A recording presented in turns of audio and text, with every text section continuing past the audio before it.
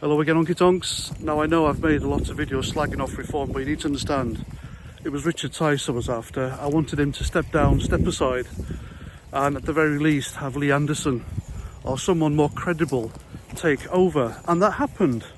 Nigel Farage took over and the rest is history. Now, it would be very naive and narcissistic of me to assume it was my videos that encouraged that. But of course it wasn't. But I like to believe that my videos were one of many voices wanting the same. I wanted Reform to basically reform. And they did in the best way possible. We got Nigel Farage back and the rest is history. And I was so happy with this outcome that I joined Reform. So I'm now a fully paid up member, supporter, and I will promote everything I can of theirs on X. Now, one of the main reasons, in fact there are two main reasons why I'm voting Reform. I say that there are three. Spanish Inquisition. There are three main reasons why I'm voting Reform. First one being Nigel Farage. He is where he should be, I believe. No one else could do the job other than him, and he's proven it spectacularly. Secondly, the mainstream media. The mainstream media are going all out on Reform and Nigel Farage. They are completely demonising him. They are justifying the physical attacks on him, and they're trying their best to completely screw Reform over. And it's not Reform they're after, it's us. Nigel Farage and Reform are simply in the way. They want control. They want to control the narrative. They want to control what we think, and therefore control the country. And it all leads to globalisation, in my view. Conspiracy or not, it's just my opinion. And then there's Reform's policies. Now, neither Labour nor the Tories have any policies for this year's general election that identifies where Britain is broken and how to fix it. Reform does. Labour, for example, immigration. Keir Starmer and Angela Rayner want to tackle the criminal gangs who are controlling it. That's not going to stop it. That's not going to stop it one bit. By hook or by crook, these people will find a way to get over. They don't need criminal gangs to get dinghies and float over here illegally in their thousands, as they are doing right now. So Keir Starmer's solution is effectively to throw more taxpayers' money to the French government so they can do sod all. And the French government have been doing sod all to tackle illegal migrants or dinghy divers ever since we've been paying them millions of pounds. They're laughing at us. Cheers easy, les Anglais, I reckon they're saying, don't you? Plus the fact that the Tories and Labour are too busy attacking Reform rather than each other tells you where their priorities lie and who they think is the more dangerous. Or rather, who is opening their voters' eyes to the truth. And again, that's just my observation.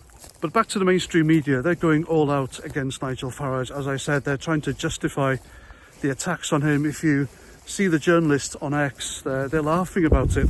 They won't be happy until Nigel Farage is dead, and then they'll blame him, or they'll blame us. Anyone but themselves who are kind of orchestrating this all-out attack. Now, even GB News have turned on Nigel Farage, his former employers.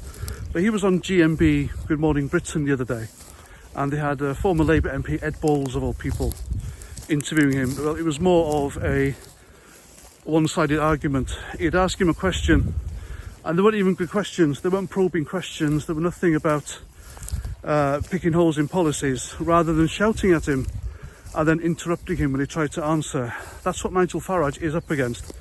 And the fact he's still willing to do this day in, day out is just testament to the guy, and that's why I'm supporting him. That's why I'm glad that he is now leader. Tice just didn't have that credibility. He did and said things that simply didn't resonate with core Reform voters. I've always said that. I will continue to say that because it's the truth. You know it. And the fact that the mainstream media have been lying for us now for quite some time. I mean, for me personally, they outed themselves during the Brexit and the Donald Trump election in 2016, and it went on from there to lockdown. Boris Johnson, the cake in Downing Street, the fact they didn't hold Keir Starmer and Angela Rayner to account when they went for somewhere for beer and pizza, just says everything, absolutely everything. The mainstream media isn't the media anymore. They are left-wing activists, and they are in with the woke establishment in order to get control of the people so they can control the country. and that's why they don't like reform, and that's why I'm voting for them. I will go for the underdog each and every time, and I know reform won't make government or opposition after this general election, but I think they've got a real chance in 4 years' time, 5 years' time, whatever it is. And then I really hope so. I mean, the country needs change, big time. You may think Farage is establishment. You may think he's a shill, paid opposition. Personally, I don't. If he is, he's a bloody good actor.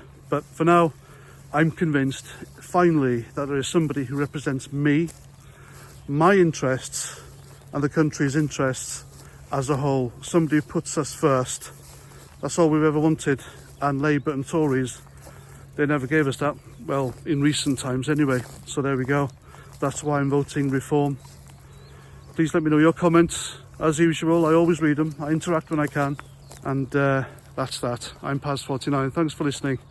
And until the next time, Roger Trout.